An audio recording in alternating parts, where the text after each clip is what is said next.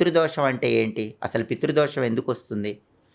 పితృదోషం అంటే ఏంటంటే, మన వంశంలో 7 తరాల్లో ఎవరికైనా మరణించిన తర్వాత చెయ్యాల్సినవి, ఆ శ్రాద్ధ కర్మలు అవి సరిగ్గా చెయ్యకపోతే, ఆ తరంలో ఎవరికైనా జాతకంలో పితృదోషం వస్తుంది.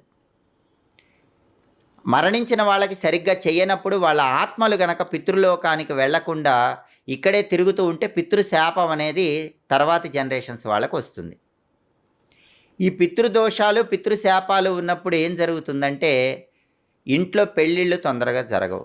పెళ్ళైనా భార్యాభర్తల మధ్య గొడవలు, విడిపోటాలవుతూ ఉంటుంది. లేదా పెళ్ళై ఎన్ని సంవత్సరాలైనా పిల్లలు పుట్టరు. పిల్లలు పుట్టినా ఏదో ఒక అనారోగ్య సమస్యలతో పిల్లలు పుడతారు. అలాగే ఇంట్లో ఎప్పుడూ మనశ్శాంతి ఉండదు. కుటుంబ కలహాలు విపరీతంగా ఉంటాయి. ఇంట్లో డబ్బు నిలబడదు. ఎప్పుడూ మానసికంగా అశాంతి ఉంటూ ఉంటుంది. జీవితంలో ఎంత కష్టపడ్డా పైకి రాలేరు. ఇవన్నీ ఎందుకు జరుగుతాయంటే మన జాతకాల్లో పితృదోషాలు